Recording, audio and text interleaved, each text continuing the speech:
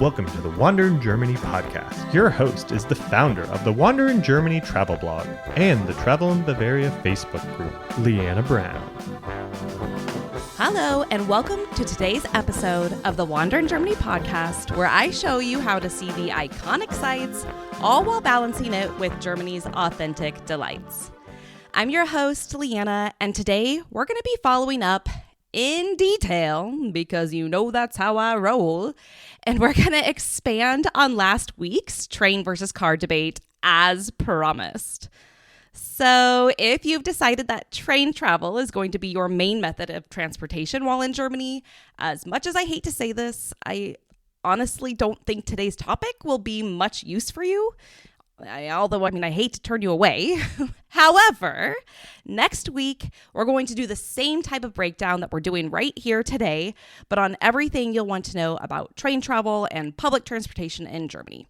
So if you aren't sticking around today, then absolutely don't forget to hit the subscribe button so that you'll be reminded to come back next week when the topic is just for you. So in today's podcast, we're going to expel some major Germany driving myths. Yes, there are speed limits.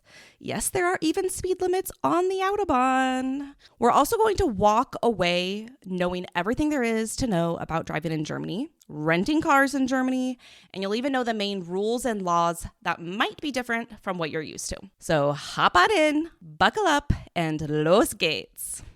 So before we get into all the nitty gritty details of it all, I just want to first dispel this one thing that everybody always asks, either when I'm driving them around Germany or when they're, sending me an email asking about if they should take the train or drive in Germany. Is it actually really scary to drive in Germany? The short answer is no, it's not. In fact, I think that driving in Germany really isn't even that much different than what I'm used to from driving in the US. We both drive on the same side of the road. Most of the same rules are very similar. There's just that over-looming question and fear that everybody hears that Germany doesn't have speed limits, or they hear about the Autobahn and they're terrified to drive on it. The reality is the Autobahn is pretty much like the interstate or, a motorway if you're from Britain or places like that. And it's really not that much different in the system of driving. Where it's different is I actually think it is so much more efficient. And despite there being sections that, no, there are not speed limits on, I actually think it's safer. So something that I learned when I moved to Germany is that it is extremely difficult and hard and expensive to get a driver's license in Germany. So for the locals to even get a driver's license, they first of all have to be 18, not 16, like I was used to in the US. And also it can take up to 2,000-3,000 euros just to get a driver's license. And it can take months of classwork, driving work. And what's really interesting is they really make you drive in every sort of situation. So they make you drive during rush hour traffic. They make you drive on the Autobahn. They make you drive in the rain at night. And here's the fun part. They make you drive in a stick shift car. So honestly, when I drive in Germany, again, this is probably a sweeping statement and probably a generalized statement, but I actually think that German drivers are much better drivers than really most places that I've driven. They are very responsible because, if you mess up, there are some really strict consequences for things like drinking and driving.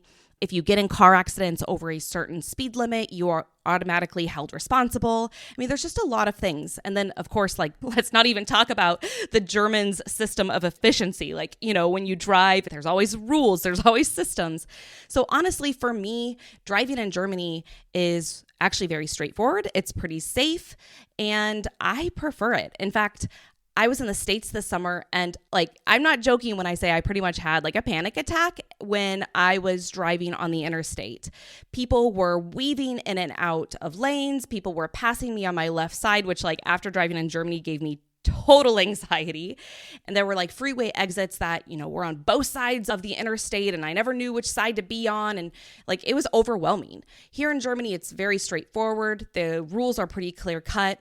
And honestly, it's really not that bad. So while I definitely want to get more into the Autobahn, especially the rules and the laws and the expectations, I want to just go ahead and take a few steps back first, because in order to drive on the Autobahn, you need a car. So let's even go back another step, because before you can even rent a car, we need to know what you need to even just drive in Germany in general. So the first thing you're going to need is you need a current and valid driving license in the country of your residence.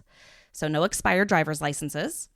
You're going to need your proof of insurance. So most Germany car rental ages actually requires you to be 21 years old.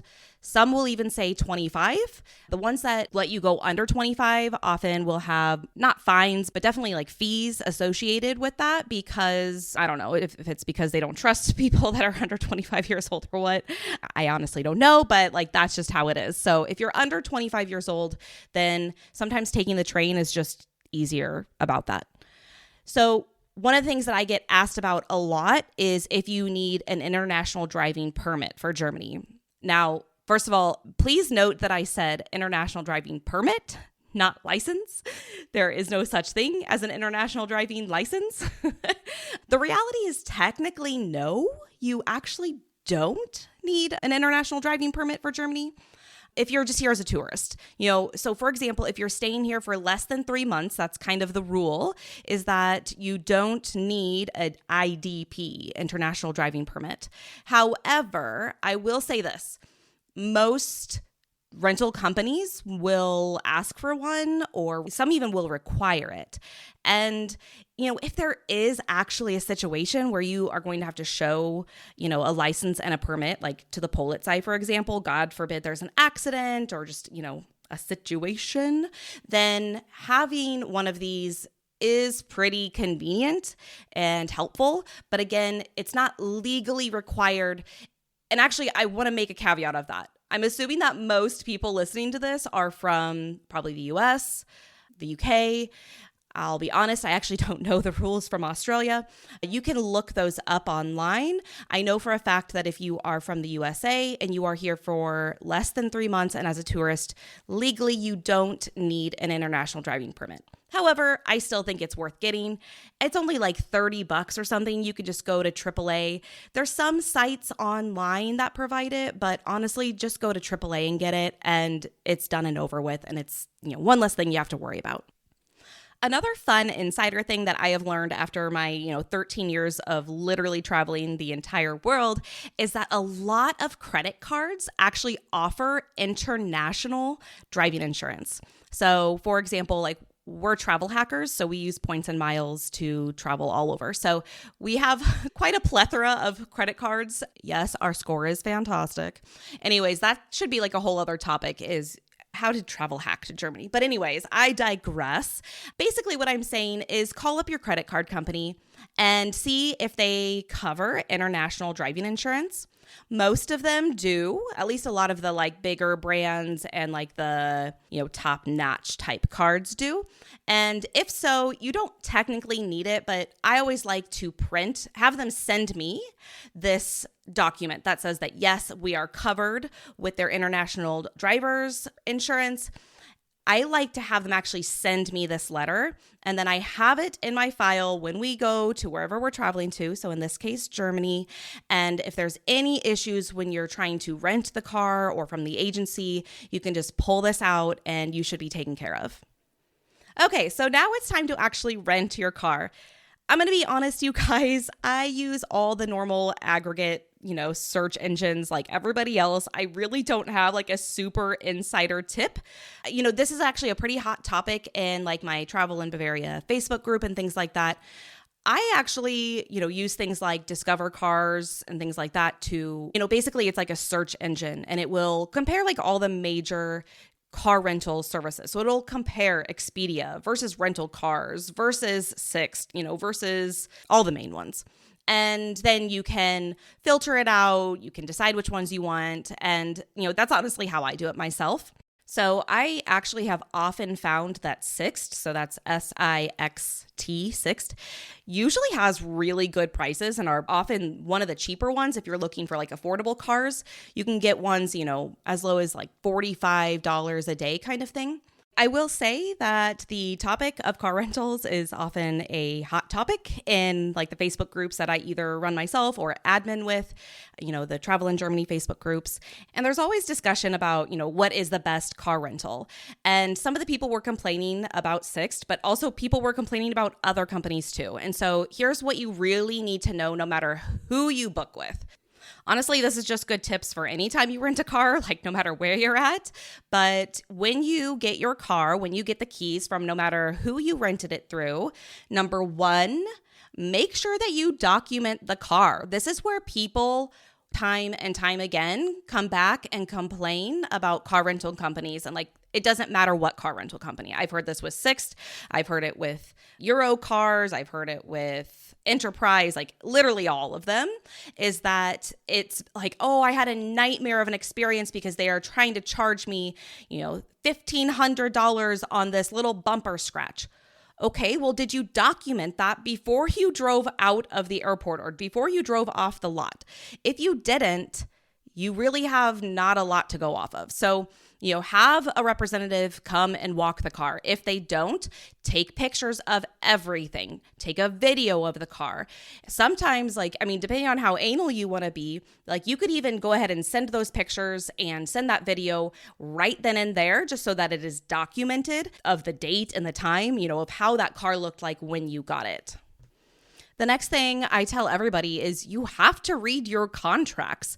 Some people complain that they're charged, an extra day because they dropped it off after hours. Well, did it say in the contract that you were going to be charged for that? If so, then yeah, you're going to be charged. My next tip is pretty specific to Germany because I've heard this from a lot of people who have tried to rent cars. I think it's been in Frankfurt in particular, but you might as well take this advice if you're flying into Munich or Berlin or really anywhere else, is when you go to rent your car, if you've booked it ahead of time, you most likely put what time you want to pick it up. I have heard so many stories of people whose flights got delayed or they got delayed in customs or picking up their luggage or, their luggage didn't show up. So they were waiting around for their luggage. And that meant that they showed up, possibly even hours after their original contracted time with the car company. And I've heard these stories where they show up and, they give them their reservation and the company's like, yeah, I don't have a car for you. And I can understand the panic in a traveler's mind if I have an entire itinerary or places to be, places to go, things to see. This is my trip of a lifetime, right? And you just told me that the transportation that I was relying on to get everywhere is no longer here, and more so that I paid for. I would get upset at that also. But again, what was in your contract? Did it say that you had a grace period of 1 hour, 2 hours, something?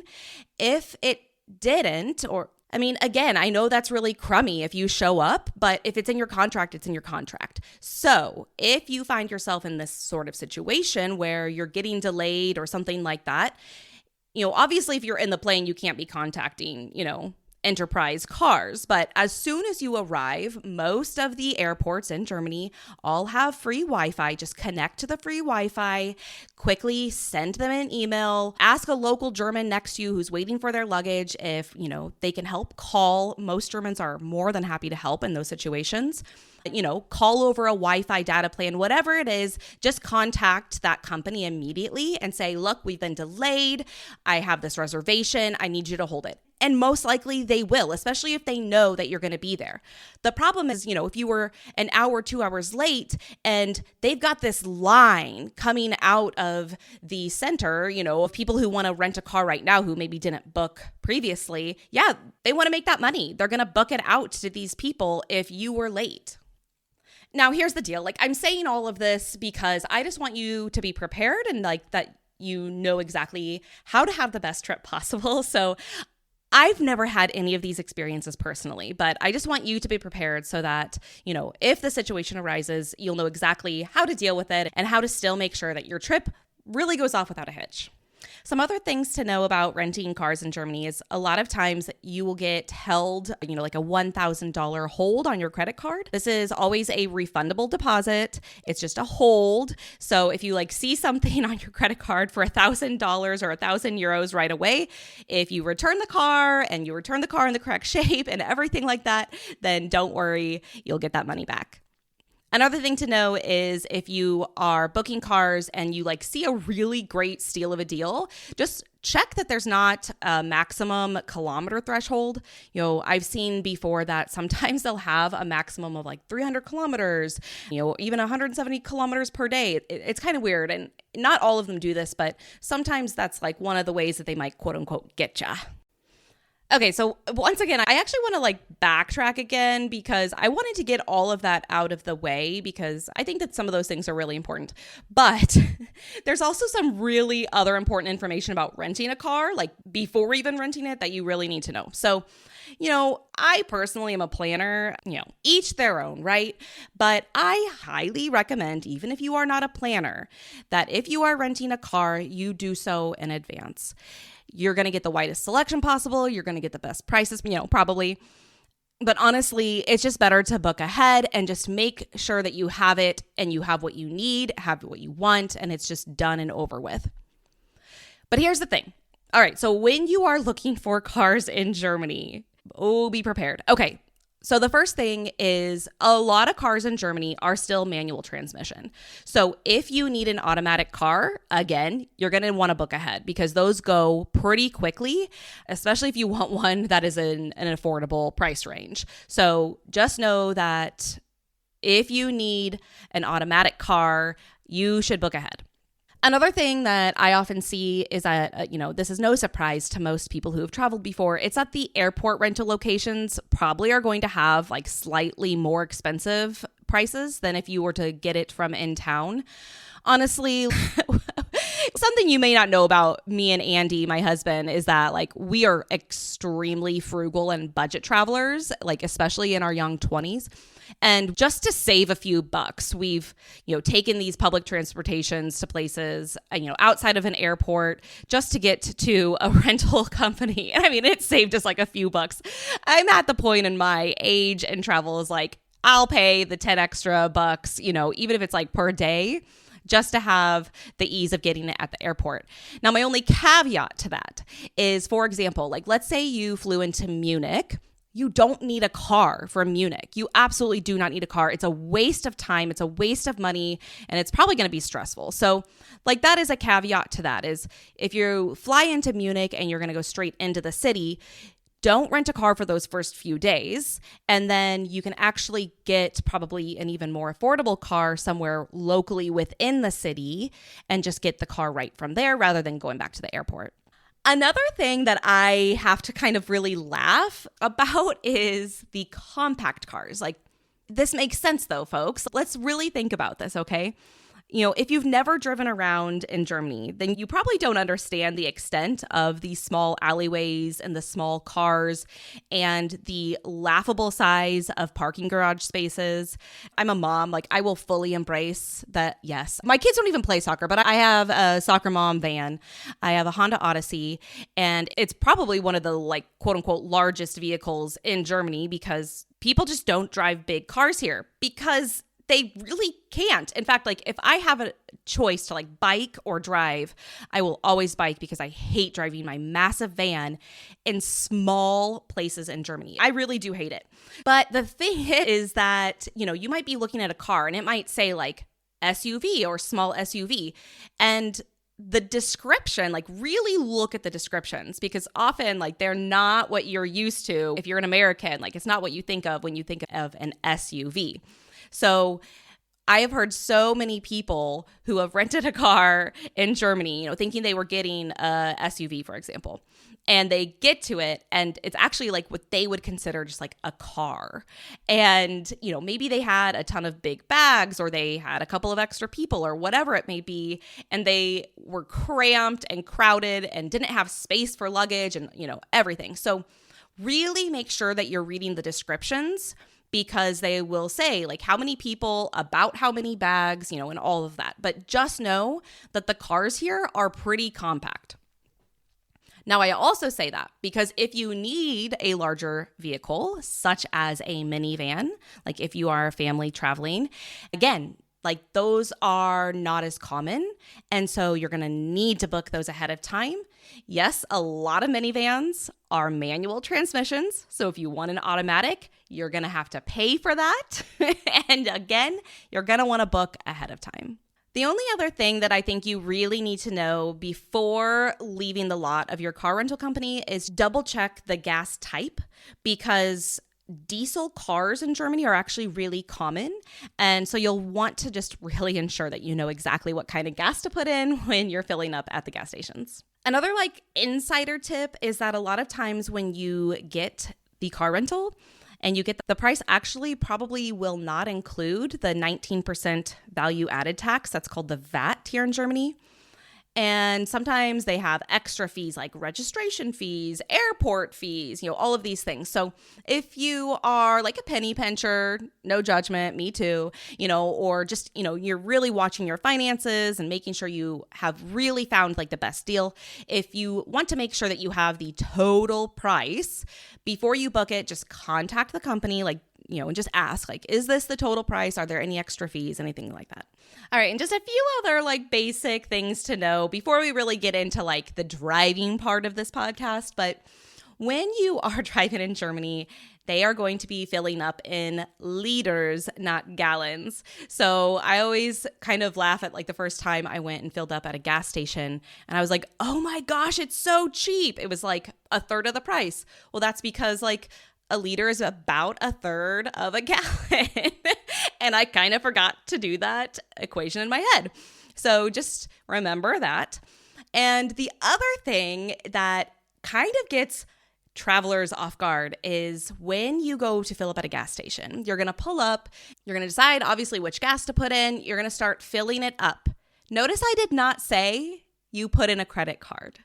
So again, the credit card topic can be its whole other podcast conversation.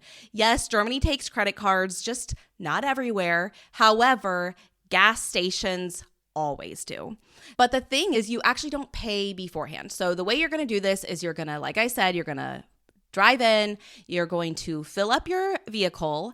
And here's the part that always makes me feel like I'm doing something wrong. Don't move your car. You actually leave it at its spot. Even if there are people behind you, this is just how it's done. Nobody's going to get mad at you for doing this because this is just how it's done. You're going to get out of your car and you're going to go inside and you're going to tell them what number gas pump you were at and you're going to pay there. Like I said, you can always pay by credit card. Now, if you want to be really nice, if you have to go to the bathroom or buy anything extra, after you've paid, go back, move your car to a different spot. But honestly, it's not a big deal. People will just wait while you go to the bathroom real quick, while you buy your coffee, whatever it is, and then you come back and you pull away. All right, so you've got the keys in hand, you've hopped in your car, you are ready to hit the road, Jack. Sorry, if you've ever listened to this podcast, you know I probably have to horribly sing at least one line in this podcast. Anyways, okay, so you're ready to drive, but there's some really important things you need to know. I'm going to first go into the Autobahn rules because this is probably one of the most, misunderstood, but also really important because you are going to be maybe driving kind of fast.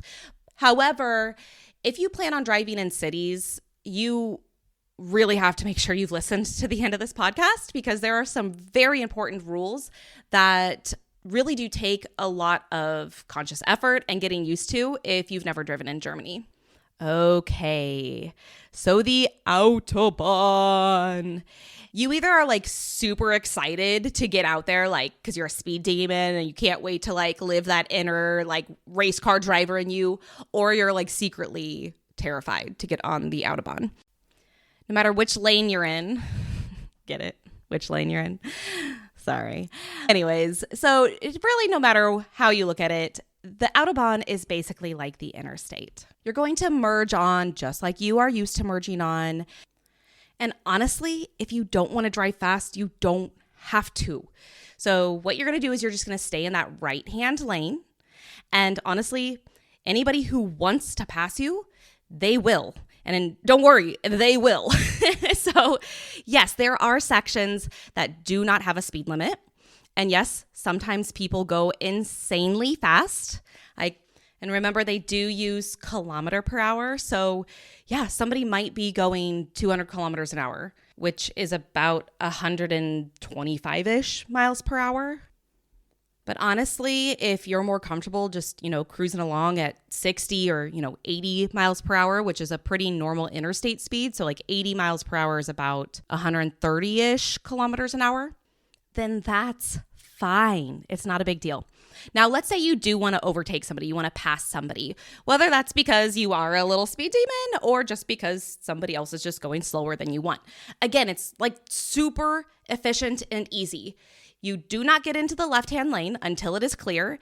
And yes, you're going to want to double, triple check because yes, people can zip up at 200 kilometers an hour, which can come up pretty fast if you're not ready for it. So once that left lane is clear, you simply get over to the left lane, you pass that person, and as soon as you are done passing, maybe you're going to pass 2 cars, that's fine. But as soon as you are done passing, you have to get over to the right-hand side.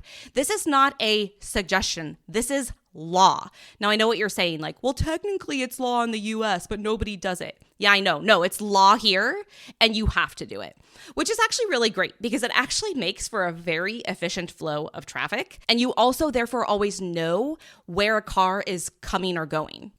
Now, speaking of being a little race car driver, okay, again, you do you. If you want to drive fast on the Autobahn, that's up to you.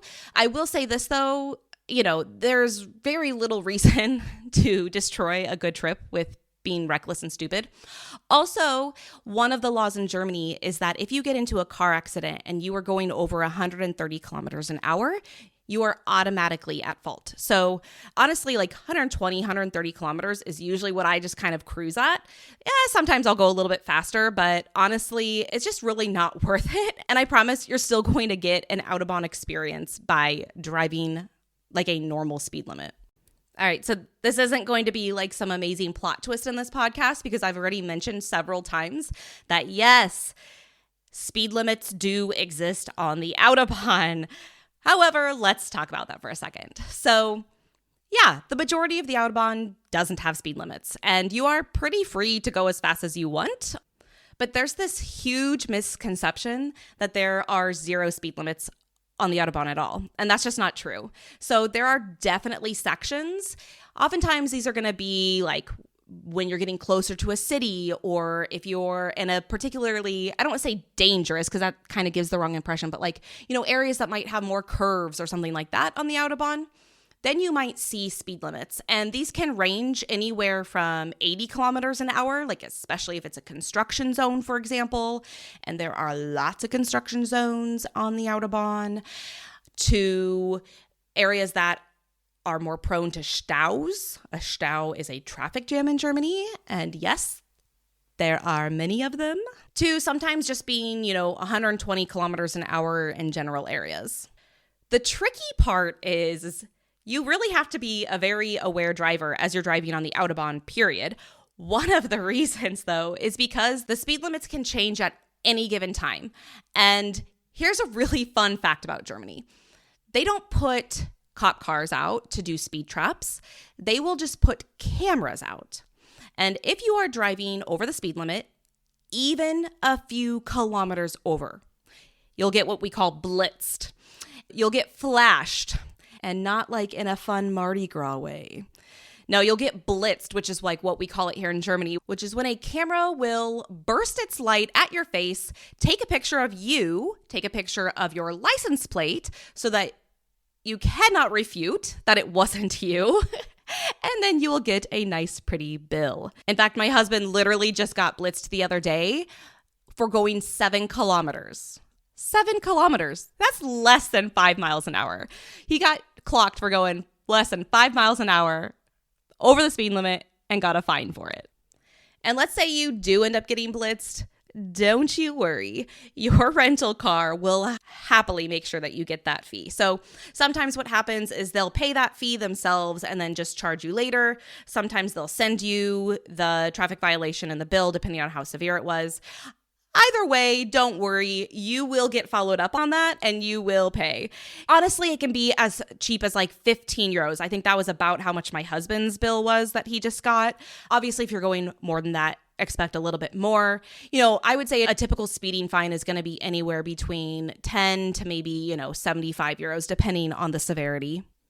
Also, these speed cameras can be set up really anywhere, not just the Autobahn. So especially when you're driving out on the country roads and things like that, even within cities, sometimes they'll set them up. Sometimes they're permanent and sometimes they're like pop-up ones. So again, it's just really important to always be driving the speed limit so that you don't even have to, figure out what to do with a speeding ticket from Germany after your trip.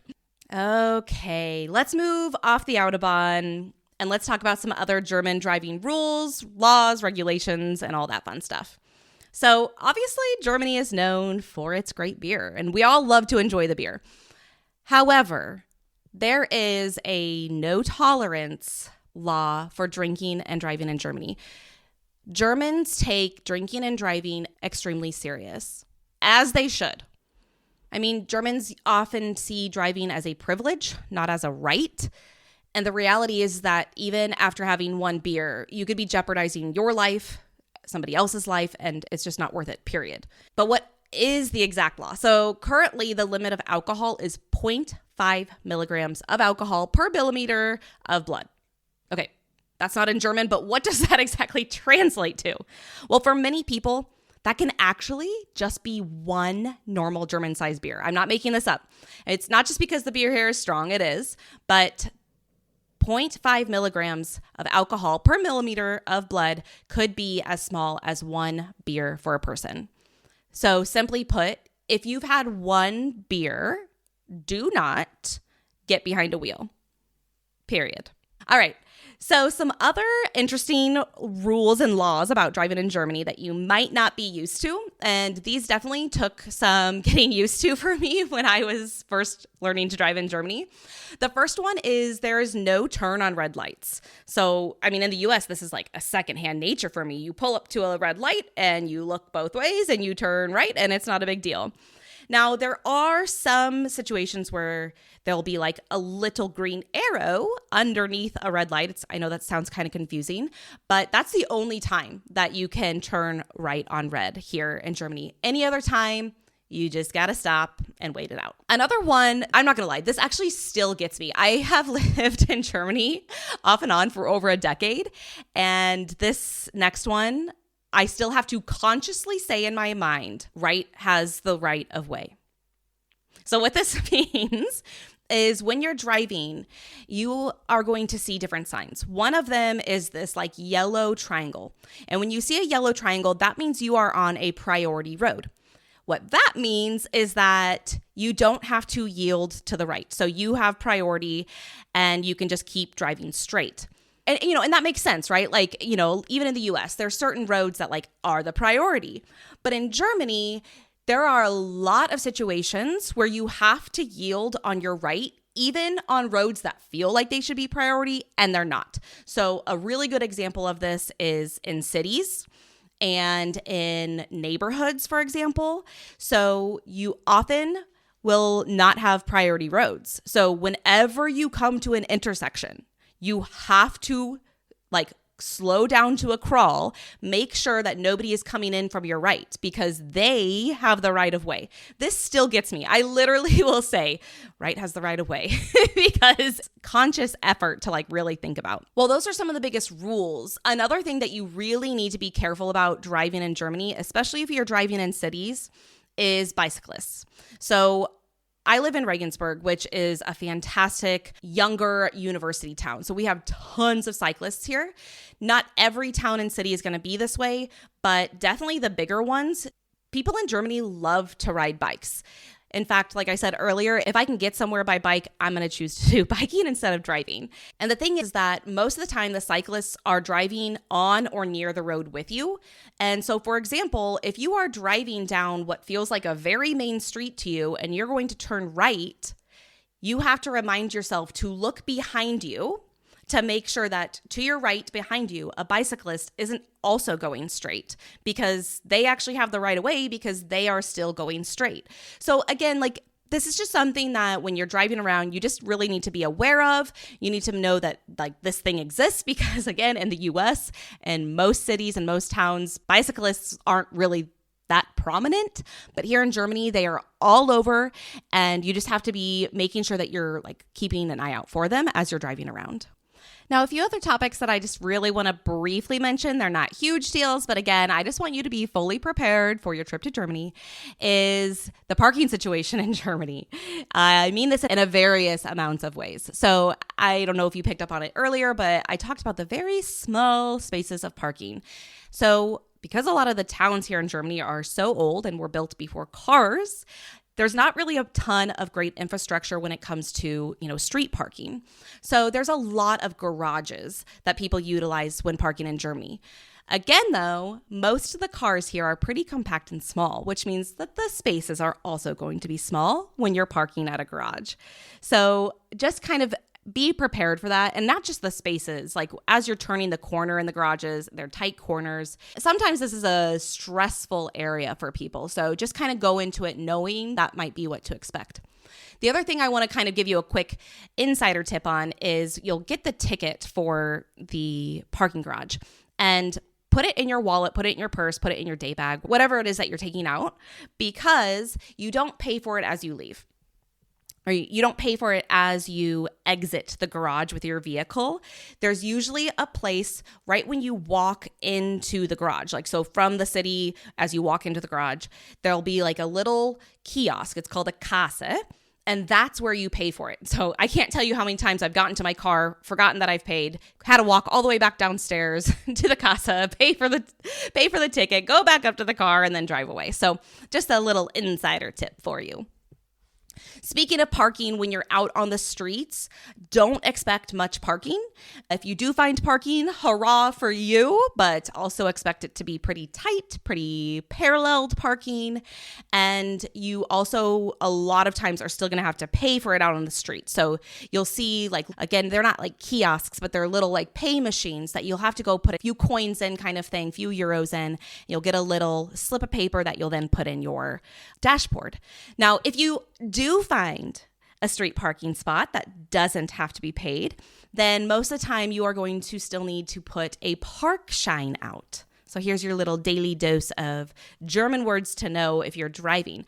So a Parkschein is this little blue disc that you should get when you rent your car. It should be already in your rental car. It's this little wheel, like a clock wheel. And when you go to park, you'll see signs up that says like what hours or how long you can park for at a certain place, particularly on the streets. And so what you're going to do is you're going to put whatever time you arrived on your little wheel, and then you'll put it in your dashboard. If you don't put this up, then you'll probably get a ticket if they're checking them. And if you like really go over your time on this, then you're also probably going to get a ticket. So just make sure you have a Parkschein in your car, and that way you can put it up when and if you find a street parking spot. If you want to know what all of these look like what a Parkschein looks like, I've got a full article on driving in Germany on the blog. So you can either go to the blog to find that, or just go over to Google and literally Google wanderingermany.com and then type in driving in Germany. I have loads of photos up on here, including all the major signs that you're going to want to know as well, because I can't really go into all of those here on a podcast because you can't even see them. But you'll see what like an Einbahnstraße sign looks like, which is a one-way street, or what the Ausfahrt sign looks like. Yes, I've lived in Germany for 10 years and I still find the word Ausfahrt funny. But you're also going to want to have a good idea of what some of those other signs that I've mentioned previously look like. So that priority sign, or the end of the priority sign, or the speed limit sign, or the end of the speed limit sign. You'll want to know what all of those look like. And I have all of that on the blog. So make sure you just go look at that so that you have an idea. And better yet, like if you've got a passenger in your car, have them save that article off, and then as you guys are driving, you can use that kind of as a little like mini reference. So speaking of signs, I guess I probably should have mentioned this earlier because it's probably more under the category of like the rules and the laws. However, one of the things that I find tourists really getting caught up on is knowing the speed limits. So obviously it's going to be pretty self-explanatory when you're driving around most of the time. Like there's going to be speed limit signs. On the Autobahn, there's always a speed limit sign. If there isn't a speed limit sign, that means there is no speed limit. You can go. In the cities, the problem is that if you didn't take a German driver's test, you may not know this little secret, and it's not really a secret because it's the law. However, when you're driving in Germany, there's a couple of locations that just have set and predetermined speed limits unless otherwise stated. So unless there is an actual speed limit sign. The ones you really need to be careful of as a tourist is when you are driving on a Bundesstraße, which is like a highway road. It is an automatic speed limit of 100 kilometers an hour. Now, the reason why this is confusing is because when you get onto this street, a lot of times there won't be a speed limit sign because it is just the automatic speed limit. So it can often catch tourists off guard, or like they don't know what they're supposed to be driving, and people behind them are getting mad because they're not driving fast enough, or they're driving too fast and now you just got blitzed. My point is, when you are on these Bundesstraßes, the automatic speed limit is going to be 100 kilometers an hour, and there are plenty of other times that there will be a speed limit change. But again, that will be clearly marked. As you're driving on this street, you'll then see the sign that means the end of that speed limit. Again, if you don't know what those signs are, just go over to the blog because I have those pictures and I describe it. But then again, it doesn't tell you what speed limit to go back to. Well, when you're on the Bundesstraße, it goes right back to 100 kilometers, even if it doesn't say. Speaking of this, there's another sign, does not say the actual number of the speed, but this is when you are driving through towns. So again, this is really kind of, you get caught on these when you are driving on these country roads, the Bundesstraßes, the highways, things like that. And what's happening is you're, driving 100 kilometers an hour on these really gorgeous country roads. And then you come up to a village or a town, and you know it's a village or a town because there's always going to be a yellow sign that says the name of the town. Well, when you see that yellow sign, nowhere on it does it say speed limit is now 50 kilometers an hour. However, that is the law. So when you see these yellow town signs, consider them also a speed limit sign of 50 kilometers an hour. Again, you're not going to see that 50 kilometers an hour. And at the end of the village, you're not going to see a new speed limit. You're just going to see that you exited the village because there will be a line through that town's name. And again, now it's assumed that you are just right back to 100 kilometers an hour. Again, unless there's been a sign that has stated otherwise. All right, so the next thing I want to talk about is driving in Germany in the winter. So I get asked all the time, how bad is it driving in Germany in the winter? Is it going to blizzard? Is it hard to drive in the snow? Does it get icy? What about the Autobahns? Now, you take what I'm about to say with a grain of salt. So I grew up and lived most of my life in Nebraska. And if you know anything about Nebraska, you might know that the winters are pretty horrible. We're talking lots of snow, lots of ice. And yeah, I had to grow up learning to drive and all of that. And so to be honest, I always say that Germany weather is actually quite more mild than what I am used to in the States. So a lot of times I'll tell people the winters here are quite mild. They're not so bad. And then I forget that I'm talking to somebody from Texas or Hawaii who might not be used to this. So like I said, take what I'm about to say with a slight grain of salt. But more or less, there's not a ton of snow in Germany unless you're going kind of deeper down into the Alps. Now, don't get me wrong. It does snow, but most of the time when it does snow, it's a couple of inches tops. And usually the roads don't get too iced over. And especially on places like the Autobahn, they maintain those roads really well, especially when they know that there might be some bad weather coming up. And so they prep those roads, again, especially the Autobahn. So more or less, I would say there's usually not a huge concern. Now, again, that's not to say that there's not going to be an occasional winter storm, and obviously, you just need to exercise caution. If it looks like it might be a little bad, just wait, just hold off. There's no point in risking anything. But for the most part, it's usually not a big concern. You won't need snow chains unless you're really driving up into the mountains. And even then, I would check with where you're going if you would need them. Most likely you won't, though. And the final thing I want to kind of really quickly touch on doesn't even have to do with Germany necessarily. However, I know a lot of travelers who are doing a big road trip and they might be going to a bordering country. So luckily, Germany doesn't have any toll roads. Yay! And they also don't require to have vignettes, which are like these little stickers that you put inside of your car. And when I say stickers, this is different than an environmental sticker. So I guess that is something I should touch on also. So I'll circle back to that after this. But basically what you need to know is if you are pretty much going to any bordering country, Czech Republic, Austria, Switzerland. I don't think France has a vignette, but they do have lots of tolls. But I'm not 100% sure about that. But all of those ones require you to have a vignette. And they're super easy to get. Most you can actually just kind of Google, Austria vignette. And a lot of them you can even just buy online now. And you just register your car, which is a little hard ahead of time because you won't know your rental car yet, but usually you just need to have your license plate number and then you just pay online. If you don't want to do that, it's super easy to get vignettes because as you're driving, the closer and closer you get to any of these countries, you're going to start seeing signs and seeing things that say you need a vignette. Basically, as soon as you get close to the border, you're going to stop at any gas station, you'll go in and you'll get the vignette that you need. However, be careful that you don't actually cross the border yet, because as soon as you cross the border, if you don't have a vignette, and I'm even talking like one stop down, there's occasionally checks. And yes, you will get fined. And I've heard of people getting fined. It's like 300-400 euros just to not have a vignette. And here's the kicker. I've also heard horror stories that people have gotten their vignettes, but then forgot to actually stick them in their windshield. So be very careful of this because if you have it sitting on your dashboard, it doesn't count, especially if they're doing checks that are like pictures where they'll take a picture and see if you have one up.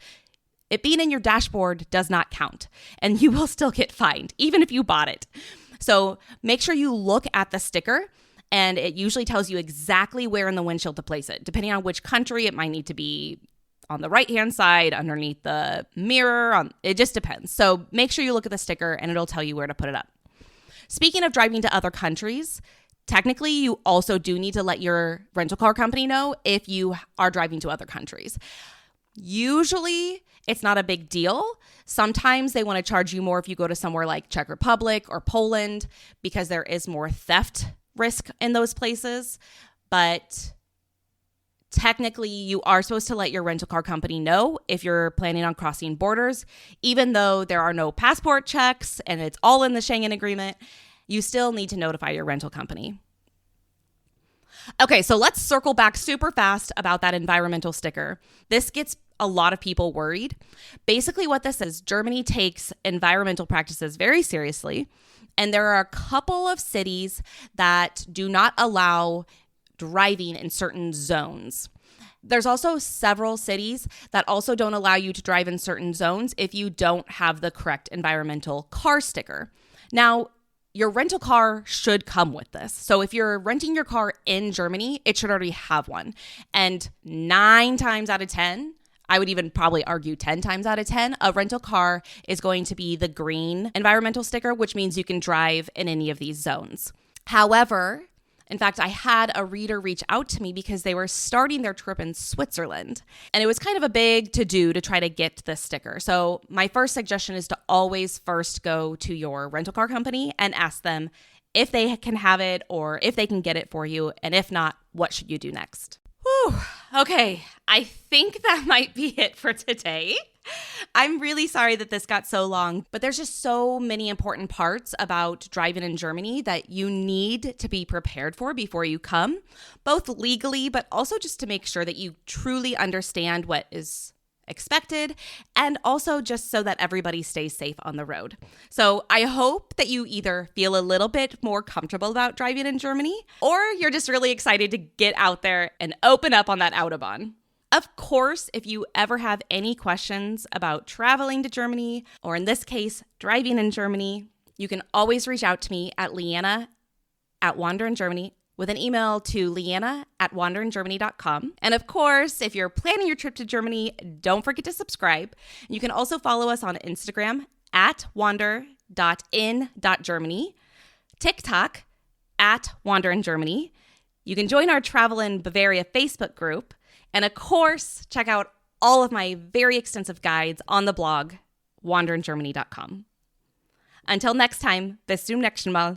Tschüss!